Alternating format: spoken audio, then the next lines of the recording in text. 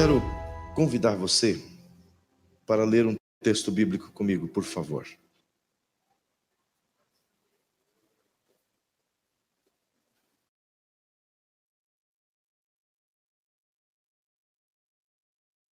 Esse texto está no livro de Atos dos Apóstolos, capítulo 7. Nós vamos ler do versículo 9 até o versículo 18. Você pode me acompanhar nesse texto. Enquanto você localiza, ou anota, hoje nós teríamos a presença do pastor Jean Porto, mas em razão do falecimento da pastora, ele achou, uma vez que teria que aguardar aqui até domingo, ele achou por bem de transferirmos a presença dele apenas no Congresso de Missões, que será em março, onde ele estará pregando, o cantor Tiago Lucas e outros irmãos, e em respeito à família e também pelas impossibilidades, ele não pôde permanecer. Mas como você não veio aqui só por causa do pastor Jean Porto, né? Creio que não, não é não? Diz assim: e os patriarcas, movidos de inveja, venderam a José para o Egito, mas Deus era com ele. E livrou-o de todas as suas tribulações e lhe deu graça e sabedoria ante Faraó, rei do Egito, que o constituiu governador sobre o Egito e toda a sua casa. Sobreveio então a todo o país do Egito e de Canaã fome e grande tribulação. E nossos pais não achavam alimentos. Mas tendo ouvido Jacó que no Egito havia trigo, enviou ali nossos pais a primeira vez. E na segunda vez foi José conhecido por seus irmãos, e a sua linhagem foi manifesta a Faraó. E José mandou chamar a Faraó, seu pai, e a toda a sua parentela, que era de 75 almas. E Jacó desceu ao Egito e morreu, ele e nossos pais. E foram transportados para Siquém e depositados na sepultura que Abraão comprara por certa soma de dinheiro aos filhos de Amor, pai de Siquém. Aproximando-se, porém, o tempo da promessa que Deus tinha feito a Abraão, o povo cresceu e se multiplicou no Egito, até que se levantou outro rei, que não conhecia a José. Amém. Queridos, nesse texto que nós acabamos de ler, obrigado, pastor. Naturalmente, a história aqui já é conhecida de todos, mas ele me fez refletir algo essa tarde, enquanto que buscava conhecimento dessa história. E eu queria, se você puder, se reportar para quem está perto de você e fazer uma pergunta para esta pessoa tão querida. Pergunte para ele ou para ela, por gentileza, como você quer ser lembrado? Comunique-se com mais alguém e pergunte a mesma coisa. Como você quer ser lembrado?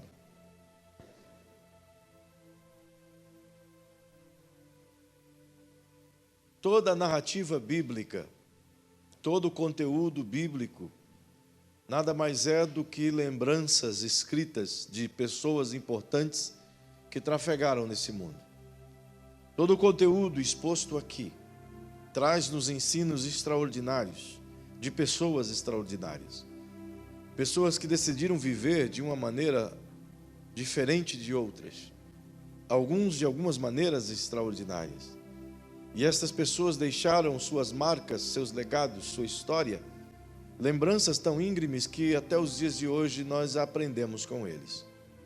Talvez seja por isso que o apóstolo Paulo escreveu aos Romanos, no capítulo 15, o versículo 4, dizendo que todas as coisas que outrora foram escritas, para o nosso ensino foram escritas, que podemos aprender com tudo aquilo que foi relatado. e que foi por estes expostos. Logo percebam que nessa passagem especial do capítulo 7 de Atos, trata-se de um dos importantes sermões da vida de um moço chamado Estevão. Um pregador extraordinário que trouxe um sermão extenso, com uma largura e uma profundidade imensa, buscando desde as origens dos patriarcas até os dias de Jesus, explicando-lhes a razão de sua fé e o porquê estava disposto a morrer apedrejado. E as pessoas que ouviam esse sermão de Estevão ficaram evidentemente impactadas e seus corações tomados de temor por Deus, e alguns com certeza se converteram em razão deste sermão, embora outros o apedrejou. E ele conta em um breve momento de sua história o relato de um moço do qual eu quero me pautar nele, se bem que todos os grandes líderes e histórias dos valentes que a Bíblia conta têm cada um deles um conteúdo extraordinário de ensinos que deve ser buscado por todos nós, para que o nosso dia a dia seja melhor. Mas nesse momento em especial, quero me lembrar convosco desse menino José, e que aqui, quando termina a história, não é tão menino assim. E se a gente pudesse ressaltar apenas um versículo de todo esse texto que lemos, ressaltaríamos o versículo 18, onde repete-se a fala em que Moisés escreveu no capítulo 50, aliás, no capítulo 1 de Êxodo, quando diz que levantou-se outro faraó, ou um outro rei, do qual não conhecia José. E a gente toma emprestado apenas este versículo, que é exatamente isso que ele diz. Até que se levantou outro rei, do qual não conhecia José. E eu quero de maneira bem rápida tentar te levar a perceber o que esse moço, tão marcante que fora, deixou de ensinos importantes e que podemos copiar algumas de suas atitudes e permitir que Deus trabalhe em nós, assim como trabalhou na vida de José. E é bom lembrar que José é um dos mais conhecidos heróis de todo o Antigo Testamento. Não somente por aquilo que ele fora, mas por aquilo que ele deixou de ensino. E cuja vida é até um tipo de prefiguração do que o Cristo fez para salvar o seu povo. Perceba, portanto, que ele é visto por todos, e de fato ele era assim, não só um menino sonhador, como se reporta a Bíblia, mas em certo momento você percebe que além de sonhador, ele tinha um tom de uma arrogância extrema, se portava como um menino de um grau superior aos seus irmãos, e tudo isso não fora gerado do próprio José. Para isso, a gente precisa recobrar que José cresceu em um ambiente bastante dificultoso. Afinal de contas, o seu pai é Jacó, cujo nome fora mudado por Deus para Israel, mas cujo nome Jacó significa trapaceiro ou usurpador. E de fato era assim que significava, não só como um título, mas a sua própria vida foi uma vida de trapaças contínuas. Desde quando jovem, como vocês conhecem a história, que trapaceou seu irmão para comer um prato de lentilha e que este tinha muita fome. E Jacó se apossou da primogenitura em uma sutileza. Outra vez trapaceou o próprio pai, se vestindo de Esaú, se fazendo de conta que era o menino mais velho, na perspectiva de roubar-lhe a bênção sacerdotal ou patriarcal. De modo que nessa cena do capítulo 28 de Gênesis, ele mentiu por 7 vezes consecutivas, e ao longo de todo o seu trajeto continuou uma vida de mentiras e de trapaças. Fugitivo, foi parar na casa de Labão, outro trapaceiro. E se ele já era um trapaceiro de carteirinha, foi fazer faculdade na casa do trapaceiro Labão. Imagina você que se Jacó era um hábil trapaceirozinho, o tio dele era professor universitário. De modo que ali naquela casa era uma luta de um tentando trapacear o outro. E foram 24 anos de pura trapaça. Começa a trapaça da proposta que não fora cumprida, que Jacó fez a Labão, dizendo: eu trabalho 7 anos pela tua filha mais nova. E no fim da história, você conhece, o Labão trapaceia e ofereceu a Lia ao invés de Raquel. De modo que trapaceou o menino e fez ele trabalhar por mais 7 anos, somando-se 14.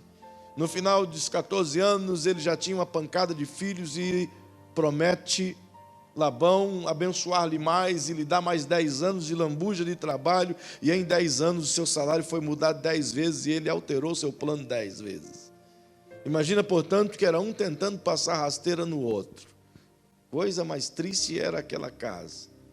Não sabia-se quem poderia vencer tais trapaças. O certo é que com 24 anos de trabalho, Jacó está com 11 filhos e decide escapar das garras de Labão e parte de volta à sua terra, pois tudo que ele queria era ir à casa, à terra de Canaã, onde ele morava.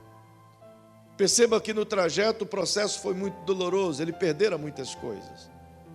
É nesse tempo em que ele está trabalhando para Labão que sua esposa Raquel não tem filhos ainda. Apenas ali havia dado 6 filhos e uma filha, e os outros filhos que ele possuía eram das concubinas, das amigas, das servas de Raquel.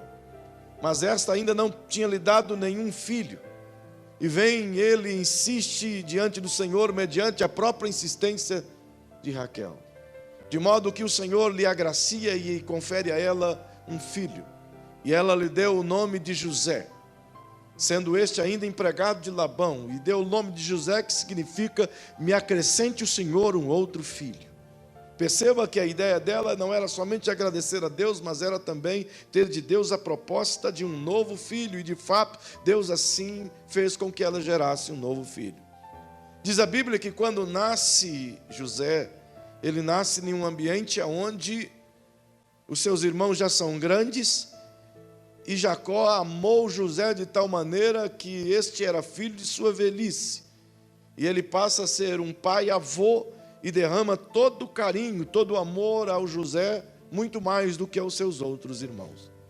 Mesmo porque não somente era filho de sua velhice, mas era filho também da mulher em que ele amava. Charles Swindoll, quando escreve essa cena, diz que as rupturas matrimoniais e relacionais na casa de Jacó eram imensas, justamente porque Lia, embora tenha dado tantos filhos a ele, mas a cada filho que ela tinha era como com a compensação a sua dor e desprezo que ela recebia ao longo de todos os anos. Imagina, portanto, que essa mãe, a Lia, transferia aos filhos todo o desprezo que ela recebia de Jacó. Naturalmente, os filhos cresceram vendo seu pai desprezar a sua mãe. E agora, quando nasce o José, você percebe, na mesma palavra de Charles Swindoll, ele diz que o José recebe todo o amor que os outros 6 filhos não receberam em um montante só, recebe José de uma vez por todas. Então ele cresce em um ambiente onde todos os irmãos olham para ele como que o diferentão, o menino preferido do pai. No trajeto até Canaã, as tragédias acontecem. Você descobre um Jacó que, além de trapaceiro, tem uma personalidade difícil, pois se faz passivo diante das necessidades de educar e estar presente na vida dos filhos. Ele foi um cara que esteve presente em todas as coisas, mas totalmente ausente da educação paterna, do carinho com seus filhos. Você percebe que ao longo de tudo eram as mães que educavam os meninos e que mais perto estava, e ele estava sempre preocupado com as demandas à sua volta, mas nunca dedicou tempo para estar com os seus garotos. E quando está rumando para Canaã, você percebe um momento em que Diná, a sua filha de Lia, com ele, é desflorada, ela é capturada por um morador de Siquém, por filho do rei de Siquém, e esse a estupra, a violenta, de uma maneira brutal. Ela é envergonhada, fica sentindo-se completamente desprotegida, mas o filho de Siquém, da terra de Amor, decidiu que queria ficar com ela agora mesmo desposado. Jacó não defendeu sua filha, não foi atrás para tirar satisfação, nem tampouco a consolou, simplesmente mandou que ela se limpasse e se aquietasse da sua dor. Os filhos, por sua vez, tomaram as dores da irmã, pois a amavam, e armaram uma cilada com os habitantes de Siquém, e foram lá e mataram todos os homens à traição. E não só mataram, como saquearam suas casas e levaram cativas suas mulheres. Quando chega a notícia até Jacó, você percebe que em nenhum momento ele consola Diná, nem tampouco repreende os seus filhos de maneira correta. Ao contrário, a preocupação que Jacó esboça é simplesmente com a sua boa vizinhança, com a política da boa vizinhança, com o politicamente correto. Ele está preocupado em saber se as pessoas irão atacá-lo ou não, irão romper as alianças comerciais que ele havia estabelecido ou não. E não está preocupado em momento algum com a maldade que os filhos deles fizeram, mediante a maldade que o morador de Siquém fizeram com Diná. Ele sai dali destinado a ir a Canaã, e toda aquela tragédia parece que fica no esquecimento. Mas mais alguns dias, quando se aproxima de Canaã, a sua esposa está grávida mais uma vez. E quando está para chegar próximo a Belém, ela tem complicações do seu parto, e um menino nasce de uma forma violenta.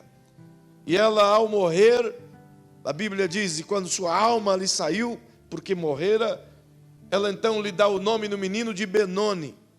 Mas nesse momento Jacó entra na tenda e diz, Benoni ele não é a se chamar, ele é a se chamar-se Benjamim. Nesse momento ele passa a ter um segundo filho de Raquel. Ela partira ali. E ele tem aqueles momentos de nostalgia com seus dois filhos, da mulher preferida, da qual ele amava. Até que o tempo se vai, e quando vai próximo a Canaã, ele é tomado de assalto pelo Senhor, e encontra-se com Deus no Vale de Jaboque, e toda a sua vida passa a ser modificada. Só que é nesse interim de vida que Jacó, em vez de transmitir aos seus filhos todo um conteúdo de paternidade e de hombridade segundo Deus, ele decide trazer para os seus braços apenas os dois, a saber, José e Benjamim. E deixa isso de uma maneira tão clara, tão exposta, tão visível, tão real, que a própria Bíblia deflagra que Jacó amava mais a José do que todos os outros seus irmãos, e você percebe isso lá no capítulo 37, versículo 1 do livro de Gênesis. À medida em que esse menino recebe todo esse amparo do pai, o pai constrói nele um sentimento de superioridade. Como o próprio texto afirma, fez-lhe um presente, uma túnica que o diferenciava de todos os seus irmãos. E é interessante, Swindoll cita uma parte hebraica do texto que diz que a túnica de José tinha as mangas tão longas que chegava na faixa dos joelhos. E o comprimento de sua túnica era tão extensa que cobria ali os seus pés. Era como que o diferente de todos os outros. Naturalmente, os outros irmãos já tinham essa repulsa, e o ambiente que eles cresceram era extremamente propício para se gerar o que a Bíblia chama de ciúmes, inveja, ira, maledicência e tantas outras coisas sinônimas a estas.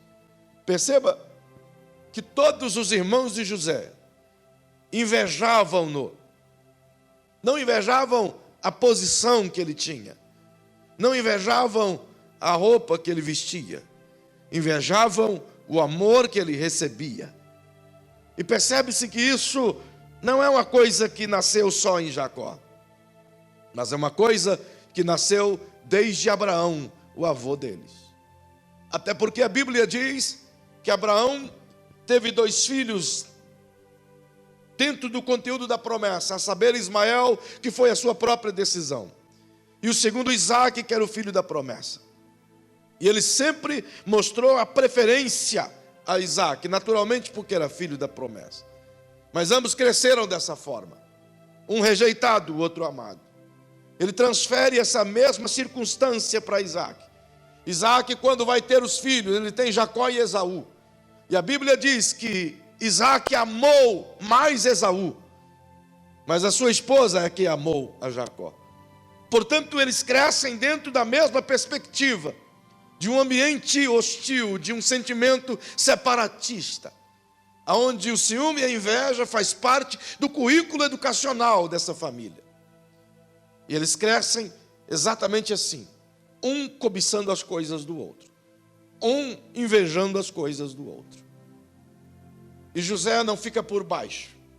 Ele tem de fato uma chamada do divino. Ele é um menino diferenciado. Ao mesmo tempo em que ele tem esse tom de arrogância dentro dele, mas ele é um menino respeitável. Ele é um menino que obedece o pai em tudo. Talvez porque o pai trazia para perto. Mas ele era um menino de forma visivelmente passiva, visivelmente educado, visivelmente cortês. Mas dentro dele, essas coisas construídas geraram nos seus irmãos um desapego a ele, uma vontade de vingança. E como se fora pouco, José, na sua arrogância, você percebe que a sua vida é distribuída em 3 grandes blocos. O primeiro bloco, desde quando ele nasce até quando completa 17 anos, que vai até o capítulo 37 de Gênesis. E dos 17 anos até os 30 anos, que é o momento em que ele se torna governador do Egito. E dos 30 anos até os 110 anos, que é o momento em que ele morre também no Egito. Perceba que esses 3 blocos da vida de José tomam o maior espaço que qualquer outro valente do Gênesis tomou. Ele pega desde o capítulo 37 até o capítulo 50, fala sobre José. Extraordinário a história desse menino. Perceba que enquanto ele tem essa idade de 17 anos, diz a Bíblia, ele era o repórter, era a Folha de São Paulo de seu pai. Ele é que buscava saber todas as notícias ruins dos seus irmãos e transportava para os seus pais. Isso a mando do próprio pai. O próprio pai que preparava o caminho para isso. Dá a impressão que o próprio pai educava José para ser odiado pelos irmãos. Dá a impressão que o pai fazia vista grossa às falas, às repulsas dos seus irmãos. Qual é o pai que não consegue perceber que a Bíblia, até a própria Bíblia diz com tanta veemência, os seus irmãos o odiavam? Qual é o pai que não percebe que os seus irmãos, e é tantos deles, 10 deles, como que ele não consegue perceber que esses 10 irmãos odiavam a José? E no capítulo 37 diz a Bíblia que ele é enviado por Jacó a ir onde os filhos estão apacentando, lá justamente em Siquém, onde eles estão apacentando as ovelhas de seu pai. E Jacó envia José para saber notícias. Perceba de o porquê que ele envia para saber essas notícias. Justamente porque Siquém era a terra em que esses meninos cometeram as maldades contra os moradores de lá. Então ele imagina, eles estão em Siquém, pode estar correndo em perigo, alguém pode ter promovido alguma cilada, vai lá ver se está tudo bem.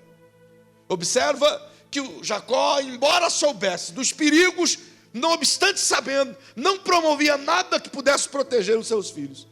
Era um tipo do pai de uma passividade tamanha, que ignorava os perigos que os filhos viviam, que tinha a menor disciplina possível na vida dos filhos, que não se importava se estes se degladiassem entre eles, ou se promovessem a discórdia entre eles. Não vive Jacó a essência de um coração paterno, cuja função nada mais é do que preparar os seus filhos para serem pais excelentes no futuro. Mas ao contrário disso, ele nega a disciplina aos seus filhos. Ele deixa de demonstrar cuidado e amor, e a própria Bíblia diz que os pais que rejeitam a vara da disciplina aos seus filhos é uma demonstração que não os amam. Desde aqueles dias, os problemas familiares já eram evidentes. Dá a impressão que, olhando o cenário da vida de Jacó e de sua família, é o cenário das famílias dos dias de hoje, onde os filhos recebem mais educação dos aparelhos de TV e dos smartphones do que dos próprios pais. Onde a companhia predileta dos filhos, em razão de saberem que seus pais não lhes darão mesmo essa companhia, eles permanecem muito mais na companhia dos outros do que na companhia daqueles que deveriam formar-lhes ou forjar-lhes o caráter. Tal era a vida de Jacó, que nos é um exemplo hoje de como não devemos viver. Se queremos aprender a educar bem os nossos filhos, devemos estudar a Jacó e aprender como não fazer com os filhos. Era assim que ele fazia. Perceba que José vai até a terra de Siquém, vestido com a sua túnica diferentona, de talvez verde-limão, ou com luzes de neon, de tão modo que todos conseguiam ver ele de longe. E diga-se de passagem, que se era uma roupa tão importante, dá a impressão que o cara não tirava ela, ou pelo menos só colocava para mostrar para todo mundo que ele era o tal. E diz a Bíblia que quando ele tem 17 anos, ele tem 2 sonhos. E os seus sonhos, embora sejam dados por Deus, mas não era a direção de Deus contar para ninguém, e ele conta justamente não no sentido de querer liberar uma palavra profética, mas no sentido de gerar um clima de superioridade. A Bíblia diz que ele conta dos feixes de trigo do qual ele sonha, em que os outros 11 feixes se inclinam a um feixe maior, que era o feixe dele. Em seguida sonha um sonho com as estrelas. Perceba um detalhe: enquanto ele sonha com os 12 feixes de trigo, sendo que os 11 se inclinam diante dele, ele conta o sonho e o Jacó bate nos ombros dele e diz: legal, meu filho, sonho bacana, gostei desse sonho seu. Então ele diz: mas eu tenho mais um sonho. E conta o segundo sonho e diz: eu sonhei também com o sol e a lua e 11 estrelas. E o sol e a lua também se inclinavam diante de mim e as 11 estrelas também. Aí o Jacó diz: espera aí, enquanto estava só com seus irmãos, tudo bem, mas agora você colocou eu e tua mãe no pacote, aí não dá certo.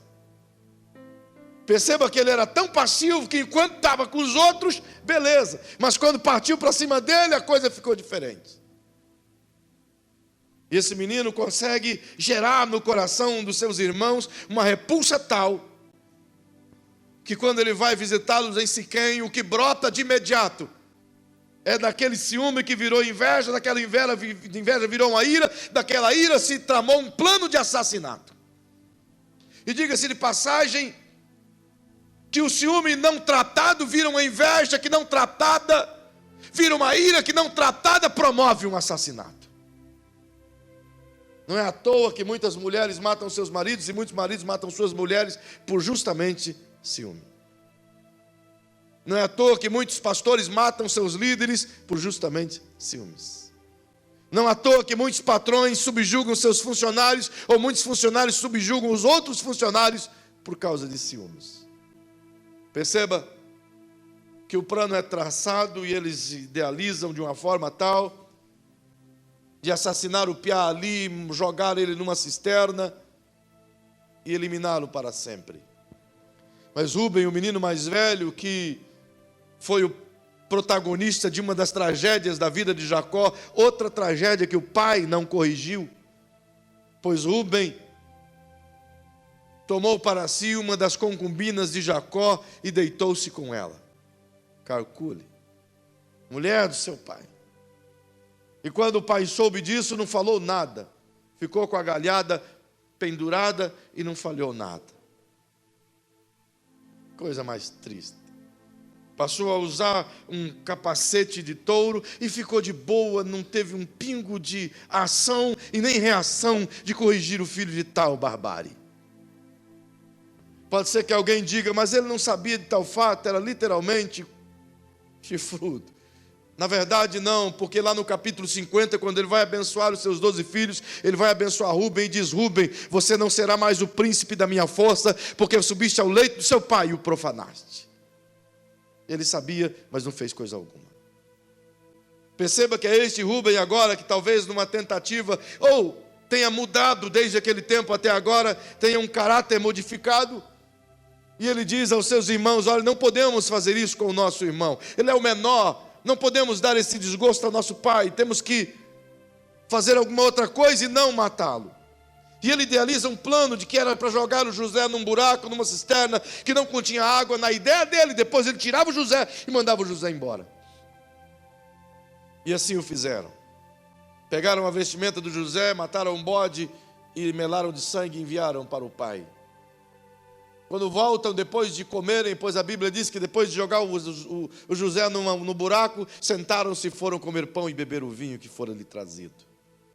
E depois de cearem, comerem, então decidiram o que tinham de fazer. E Judá teve a ideia de tirar o menino dali e vender para os ismaelitas uma caravana de mercadores sanguinários que passava por aí. Levam o José até o Egito, uma terra distante, onde ele não conhecia a língua, não sabia de coisa alguma, e é aqui que eu começo o sermão da noite.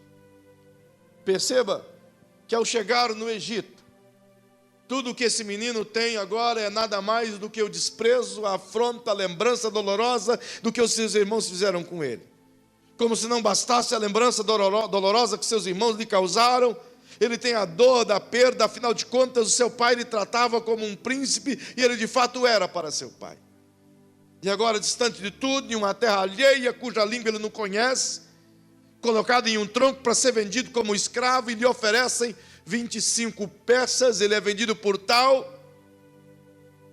Perceba que lá no Egito, um certo cidadão, por nome de Potifar, decide comprar José. Diz a Bíblia que ele era chefe da guarda de Faraó, era, portanto, um homem importante. Se você olhar a versão da NVI, ela vai dizer, na sua tradução, que ele era chefe dos executores. Isso significa, portanto, que ele não era só um capitão, mas que ele era um homem que tinha sangue frio para matar quem quer que seja, na hora que o rei determinava. E José foi justamente comprado por esse cidadão. É interessante que a Bíblia não mostra tempo algum que ele permanece nesses ambientes, mas dá a entender que ele permaneceu na casa de Potifar pelo menos por 12 anos, no mínimo.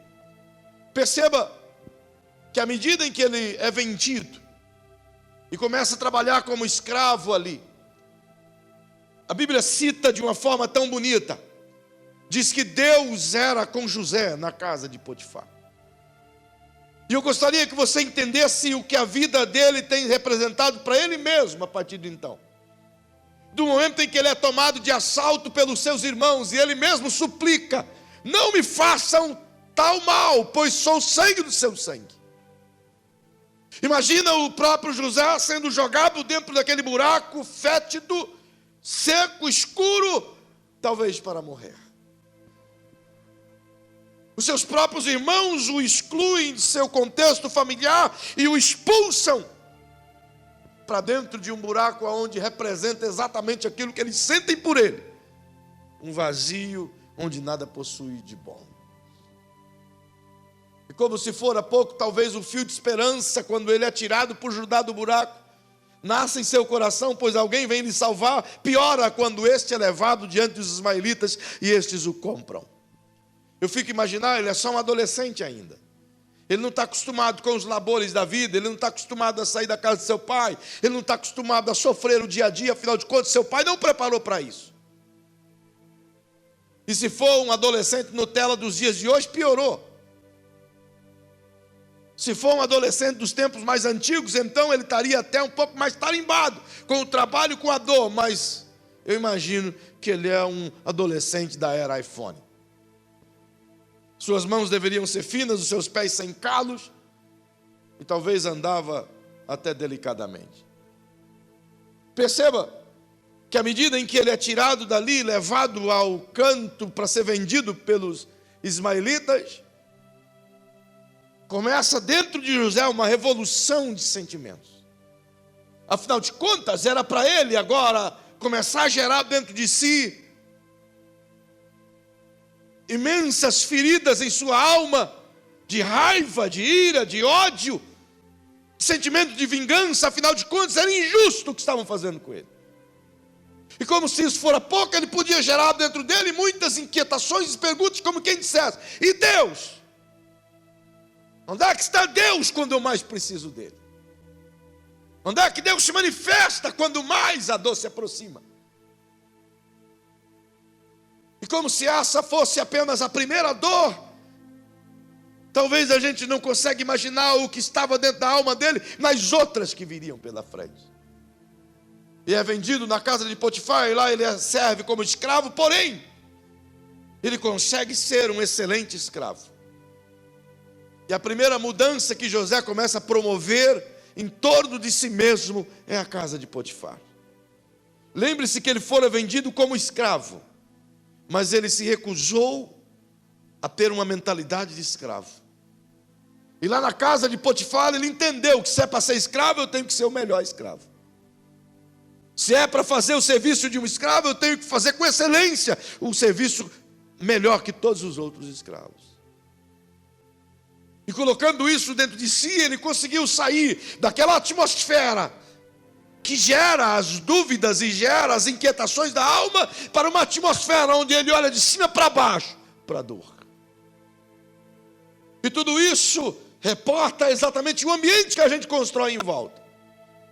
À medida que ele chega na casa de Potifar, ele podia ter construído um ambiente, uma plataforma onde ele andaria, sobre a reclamação, sobre a indignação, sobre o sentimento de abandono, sobre o sentimento de ser vítima, e se vitimizando o tempo todo, e poderia o tempo todo criar em volta de si um ai, o porquê que eu estou aqui.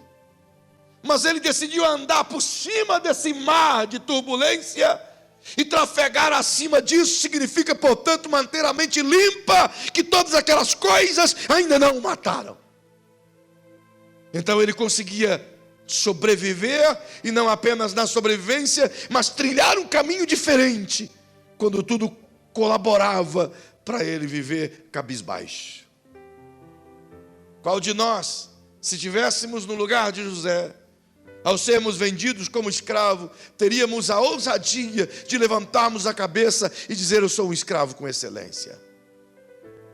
Dá uma olhadinha para quem está ao seu lado aí, e por favor, diga para essa pessoa querida, se você estivesse como escravo na casa de Potifar. Será que o nosso coração conseguiria se blindar diante das setas que o diabo insistentemente colocava no ouvido de José? E aí, sonhador, olha o seu destino aí, olha a sua crença onde te trouxe, olha a sua lealdade aonde te trouxe, olha a sua fidelidade aonde te colocou aí. Tu é apenas um escravo aqui no Egito, tu não é ninguém aqui, nem nome você tem aqui. O mesmo acontece conosco se permitirmos que as lutas, que as circunstâncias da nossa vida ditem o ritmo que ela tem. Cabe a nós entendermos que podemos trafegar acima das ondas, passar por cima delas. Eu me lembro que a primeira vez que eu fui entrar no mar, eu bebi uns 3 litros de água salgada. E aquilo fervilhou até a minha alma. Pensa um trem ruim, é a água do mar. Dá nem a impressão que foi Deus que fez. Tão ruim que é. Bebe para você ver.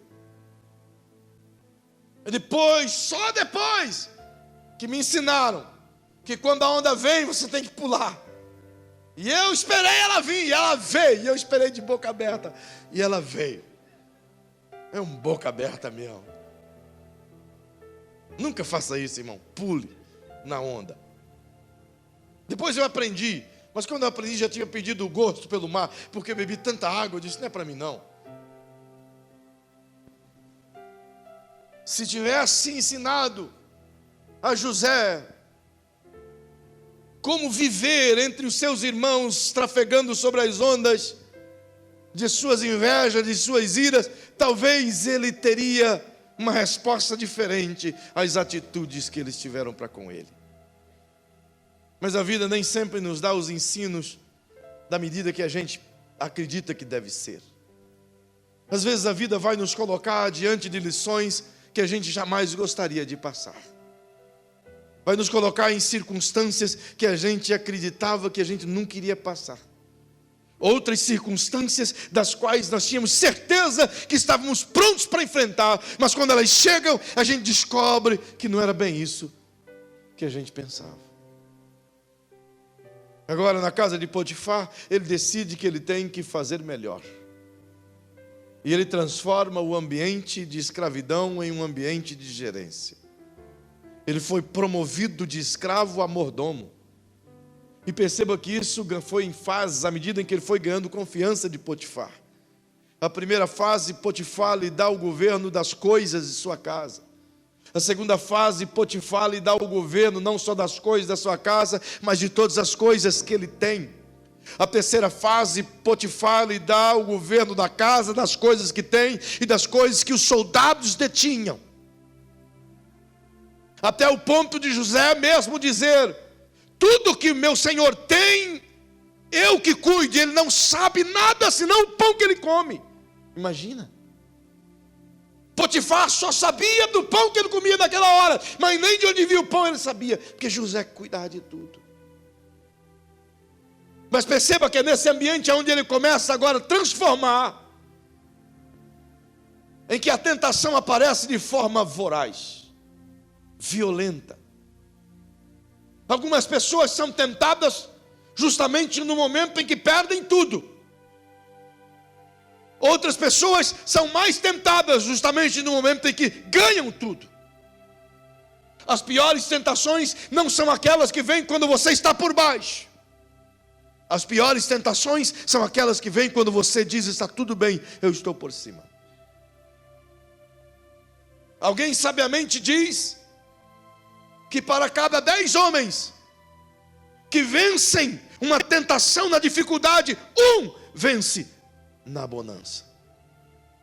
Justamente porque é quando está tudo bem que a gente baixa a guarda. É justamente quando está tudo numa boa e que a gente diz: eu estou isento agora de toda e qualquer tentação. Perceba que a tentação nunca vem de uma vez só. José conseguiu vencer todo aquele ostracismo da escravidão e consegue modificar o ambiente da casa onde ele está e faz daquele lugar um lugar excelente. A Bíblia diz que tudo de Potifar prospera por causa de José. Ele se tornou rico por causa de José.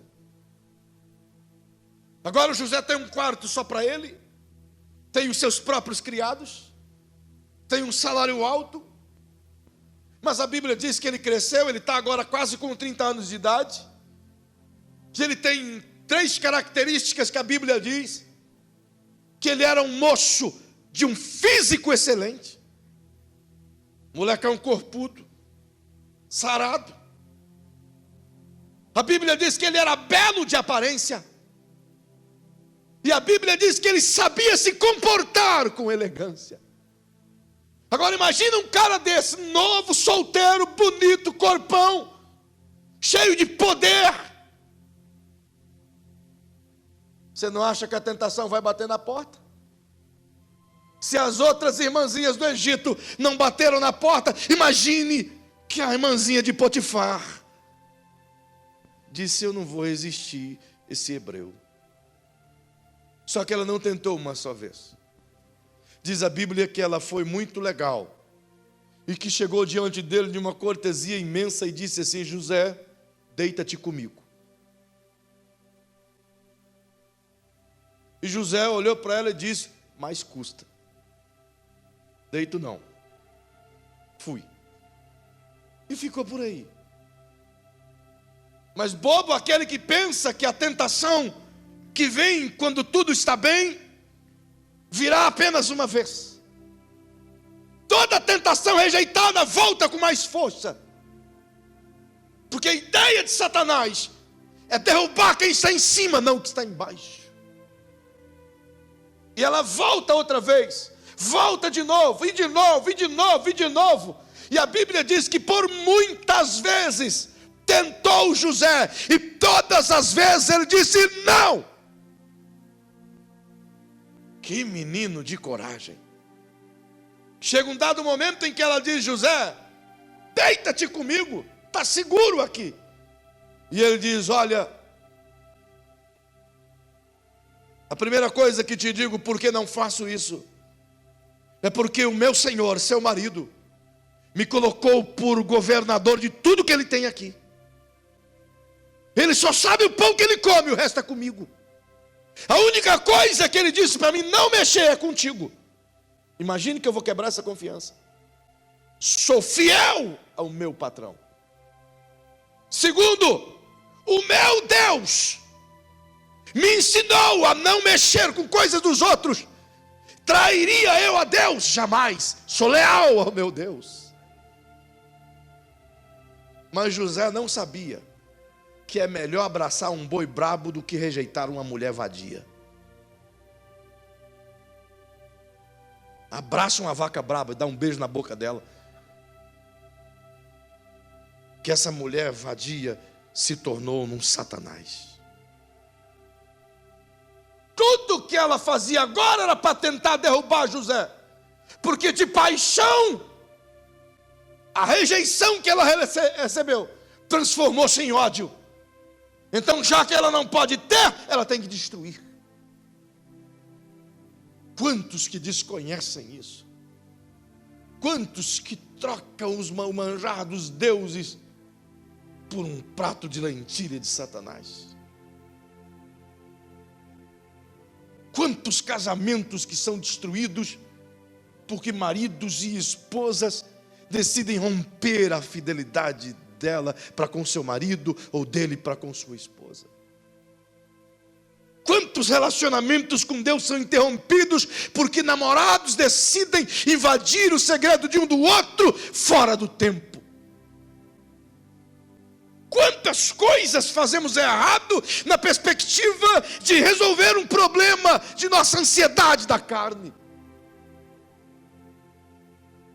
José sabia que ele tinha muito mais a ganhar rejeitando e sofrendo do que recebendo tudo aquilo e perderia tudo. Ele não coloca em questão as coisas que lhe dão sossego patrimonial, mas ele coloca em questão o seu caráter e a sua fé.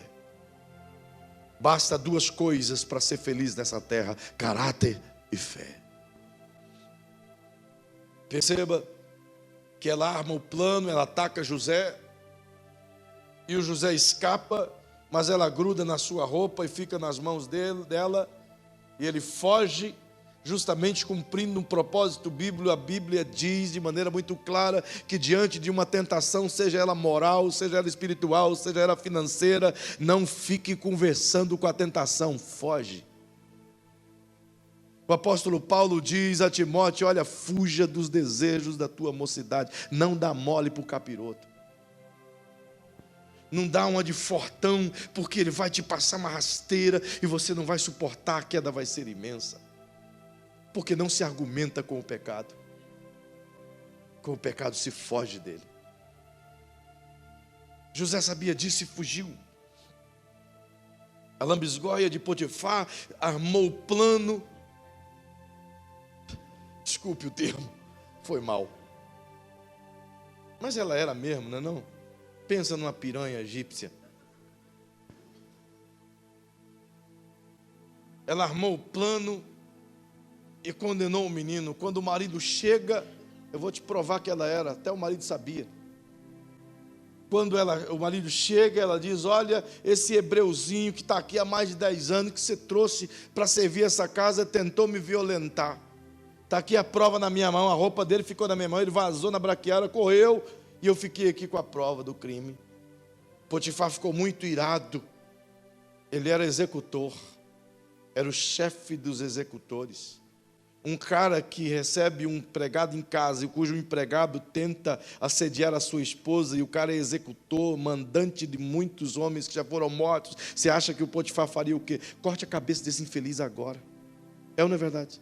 Tortura ele e corte a cabeça dele agora, porque ele merece a morte.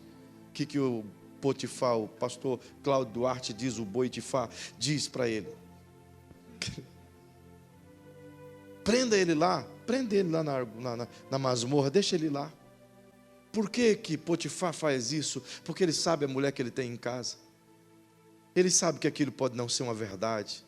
Porque se ele tivesse certeza que fosse verdade, José não estaria vivo.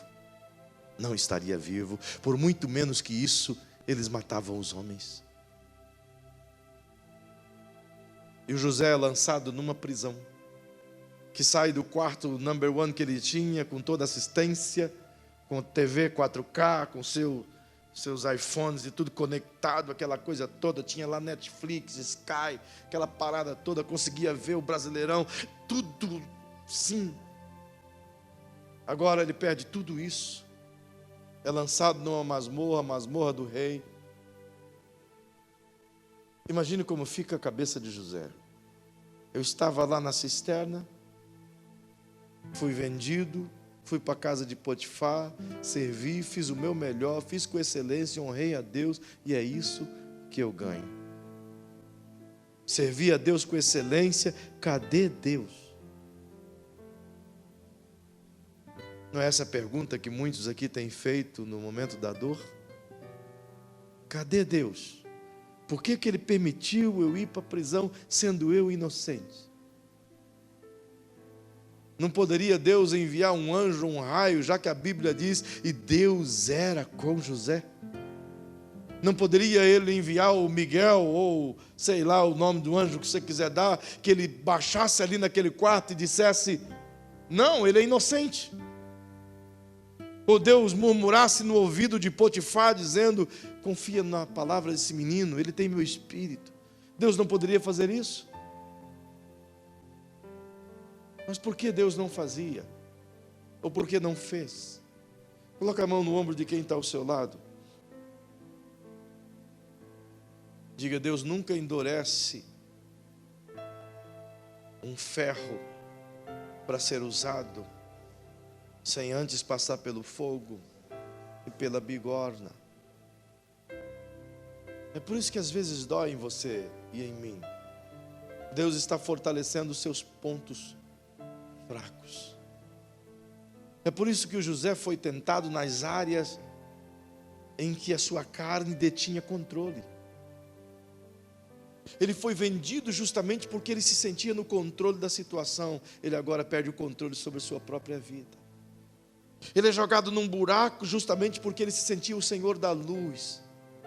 Ele tem que ser humilhado onde nada mais ali brilha.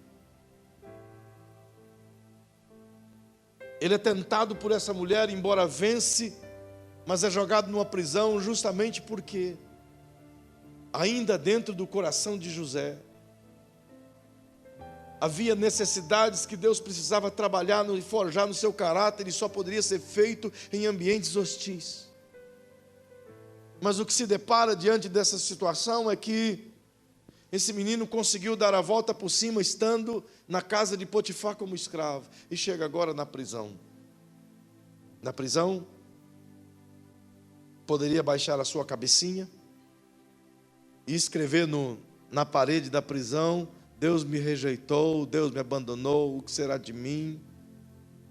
Ou espalhar lamúrias e vitimismo, como é a onda dos nossos dias, para todas as pessoas que estavam ali, talvez, abrir a sua página no Instagram, no Facebook, e esparramar toda a sua amargura, para que todos os crentes cliquem no seu like, e principalmente se ele pudesse falar contra o líder dele, ia ser maravilhoso.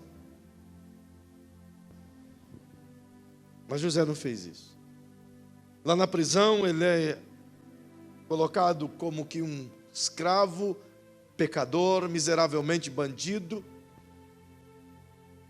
Mas a Bíblia diz que lá na prisão Deus era com José. E ele decidiu que lá na prisão ele poderia transformar aquele ambiente também.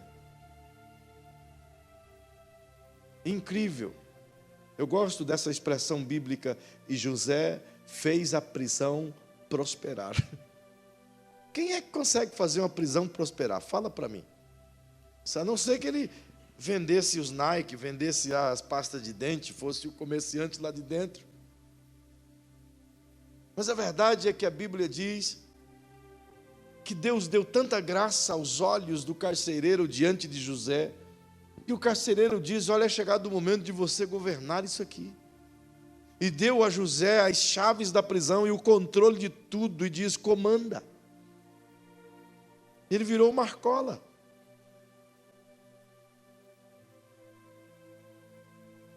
O cara tinha tudo agora diante dele. Prosperou de tal maneira que ele que visitava as celas, pastor Joseph, e via se as pessoas estavam bem ou não.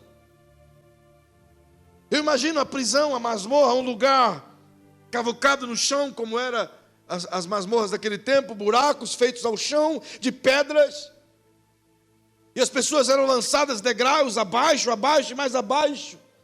Aquela água escorria, as urinas de cima escorriam até as covas mais embaixo. Era nojento, fétido, cheio de baratas, ratos e tudo quanto é coisa ruim que você pensar. E lá eles ficavam. Agora imagina esse ambiente recebendo José. Menino polido, bonito, ajeitado, lisinho, afinal de contas estava no Egito. E ele consegue pegar esse ambiente. Eu imagino ele. Vamos passar uma nova cor nessa parede aqui. Nessa aqui a gente vai colocar uma cascata. Nessa aqui a gente vai ajeitar. Ele deixou a prisão um lugar habitável. Imagine isso. Você consegue imaginar? Agora imagine você numa prisão. Qual seria a sua primeira atitude?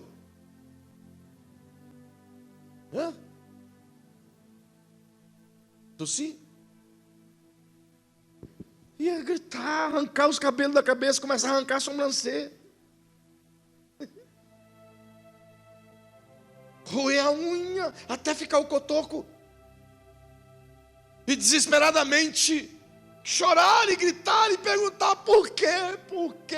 Por que que eu estou aqui? Mas o José disse: eu já estou aqui. Se eu já estou nesse ambiente ruim, tem que ter um papel para mim aqui. E ele decide mudar aquele ambiente.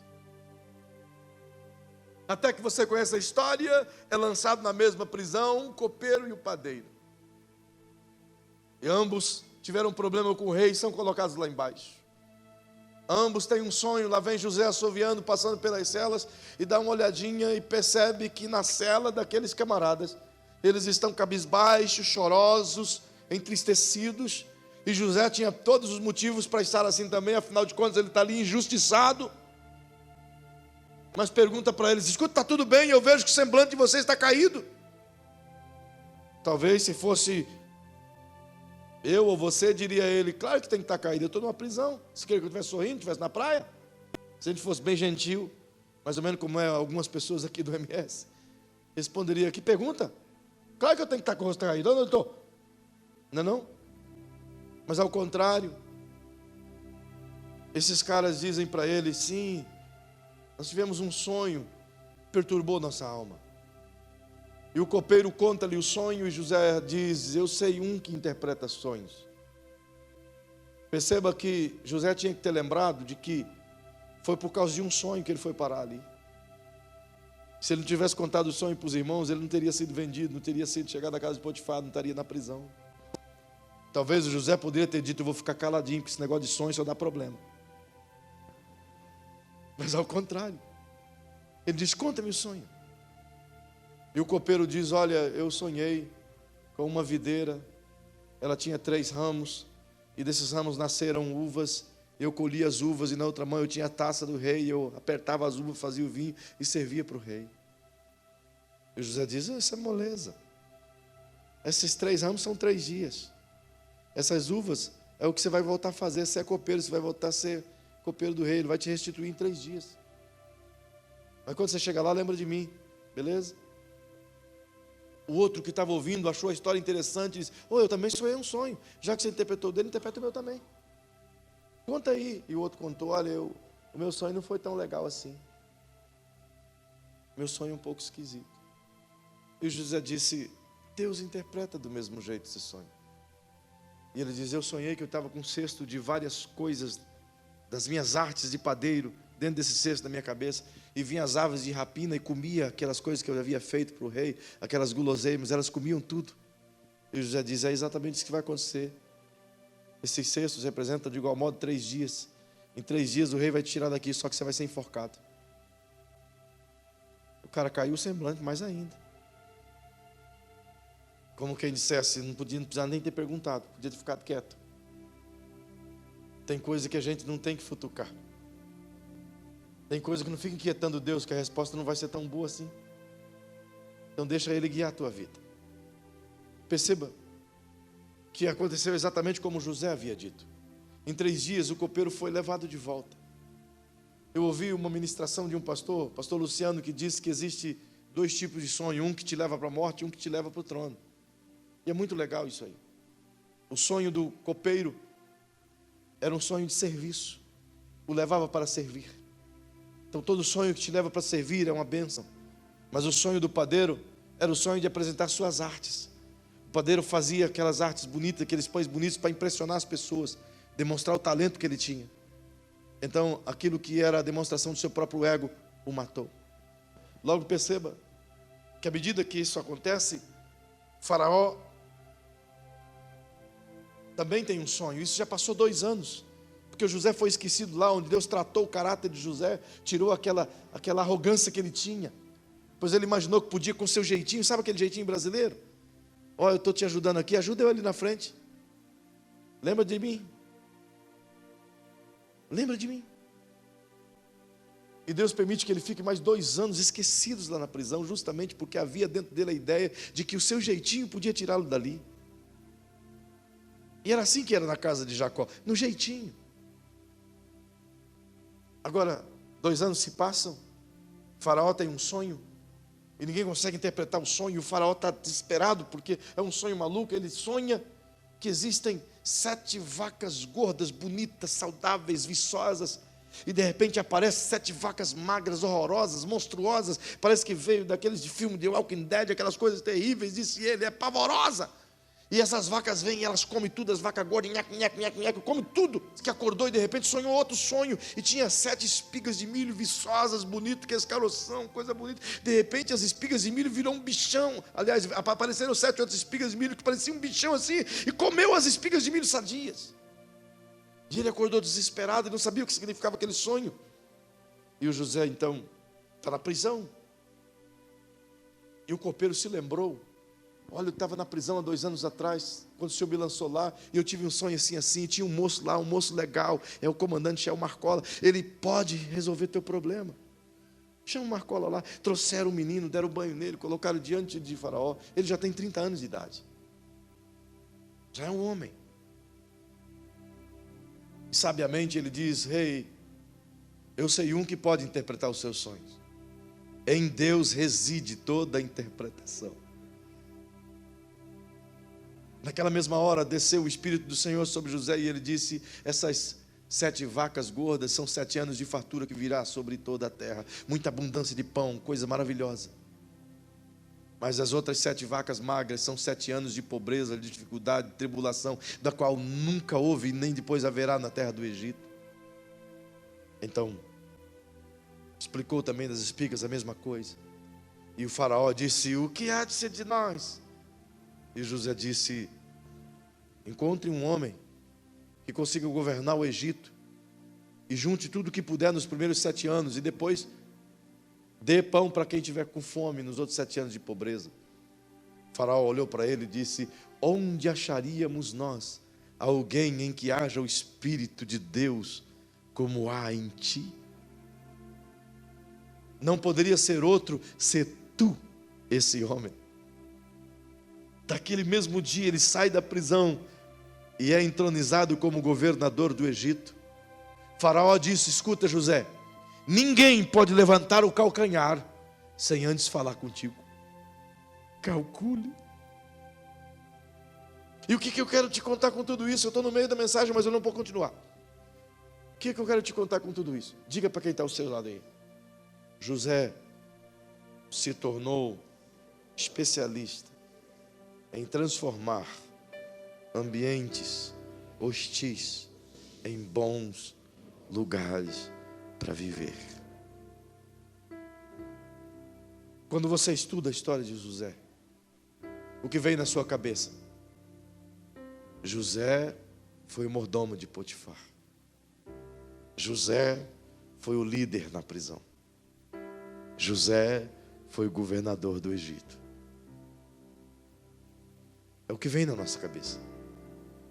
É como a gente lembra de José. O cara que chegava no ambiente hostil e todos passavam a gostar dele. Todos passavam a admirá-lo. Todos viam as suas virtudes.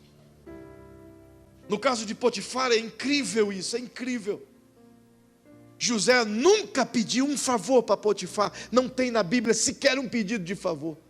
Mas a Bíblia diz que o favor de Potifar estava em José, porque Potifar viu nele ser um homem de Deus.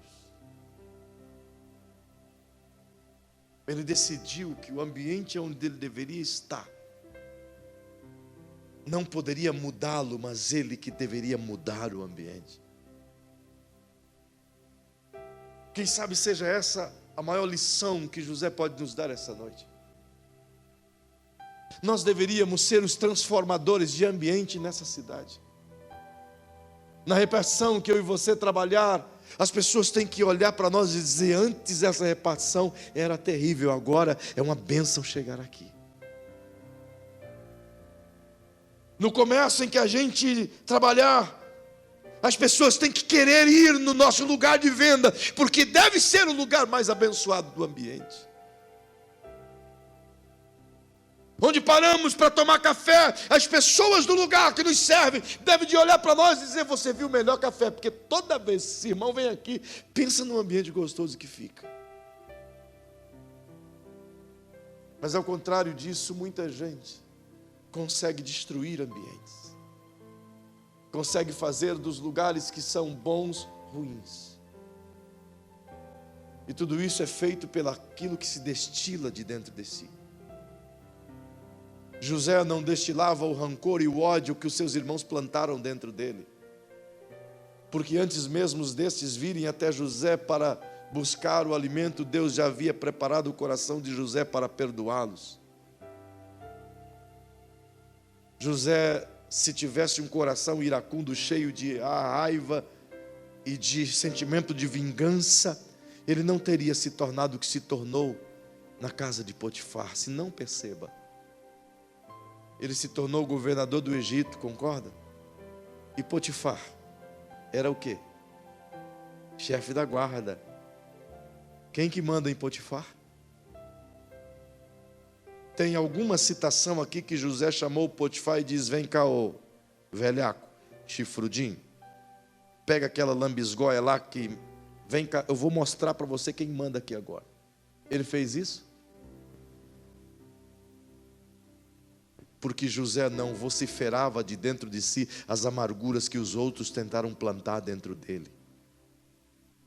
O nosso grande problema é que a gente vai acolhendo tudo aquilo que as pessoas jogam de ruim dentro de nós, e depois a gente quer jogar tudo de ruim nas pessoas que estão em volta de nós.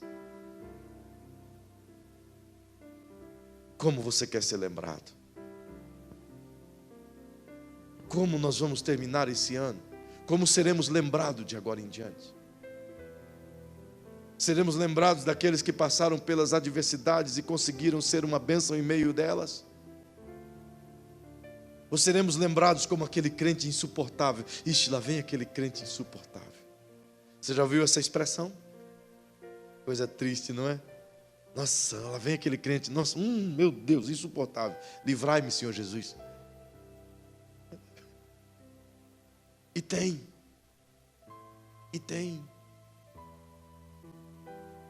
É desprazeroso você estar em um ambiente e a pessoa não saber que você é crente, e ela na tua frente fala mal de crente. E fala mal com razão.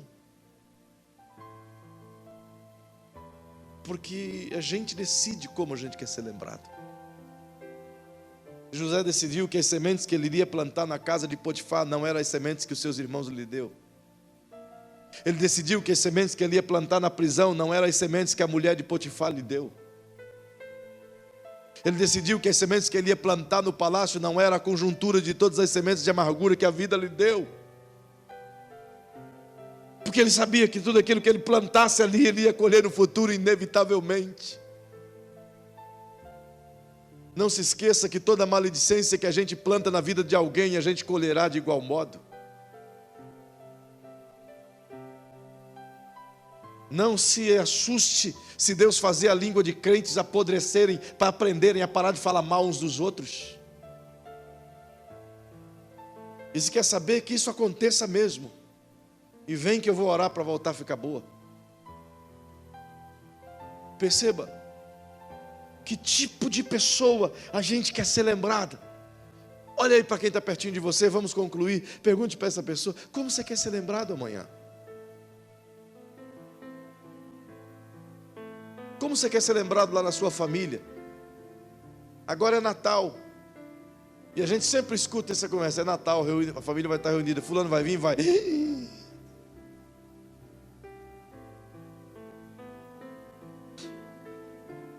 A lista da família para ceia de Natal. Fulano, Beltrano, Ciclano, tá. Vem também? Vem. Vamos orar, porque olha, não curamos nem da ceia do ano passado, vai começar tudo de novo.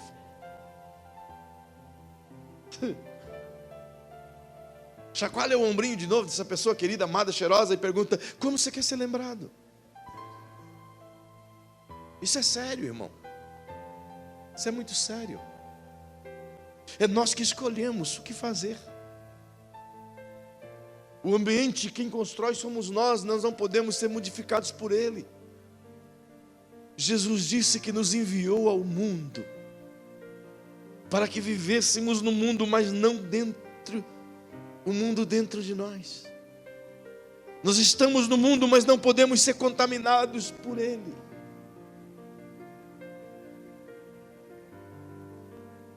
Toda embarcação, aqueles barcões gigantescos. Interessante, quando você está cruzando o Pacífico ou o Índico, você geralmente consegue ver lá aqueles pontinhos, né? E são aqueles petroleiros gigantescos, aqueles porta-carregadores de containers, com milhares de containers, navios de 300, 400 metros gigantescos. É aquele pontinho em meio àquele oceano gigantesco. Como é que aquele negócio não afunda nas tempestades? Como? A resposta é simples: a água não entra. É simples. Se a água entrar, ele afunda. É isso que Jesus diz: vocês são uma igreja. É um pontinho em meio ao oceano. Vivam de maneira que as águas imundas do mundo não entrem em vocês. Porque se entrar, vocês afundam. Estamos aqui para nós tornarmos as águas salgadas em águas potáveis. Tornarmos os ambientes escuros em ambientes iluminados. Temos que terminar esse ano com a decisão, dispostos a chegar em qualquer ambiente, as pessoas dizerem: graças a Deus que você chegou. Que bom que você chegou. Sabe quando você chega em determinado lugar e as pessoas te recebem com aquela alegria, com aquele sorriso no rosto. Mas tem outros lugares que a gente chega e as pessoas recebem com aquele sorriso para baixo. Né? Sorri ao contrário, para baixo. Bem-vindo. Que triste. Como a gente quer ser lembrado? Cada um de nós aqui é dono das atitudes, irmão. E eu estou falando a adultos. Todos nós podemos sair daqui dispostos a sermos diferentes em casa, sermos diferentes nas ruas, sermos diferentes no trabalho. Como você quer ser lembrado como pai? Como você quer ser lembrado como mãe? Como você quer ser lembrado como irmão, como irmã? Fique em pé, por favor.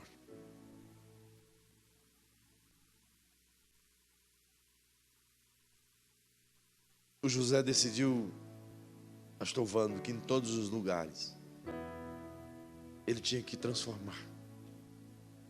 Então ele era um agente de transformação. A gente deveria assumir o papel de ser um agente transformador. Um agente de mudanças.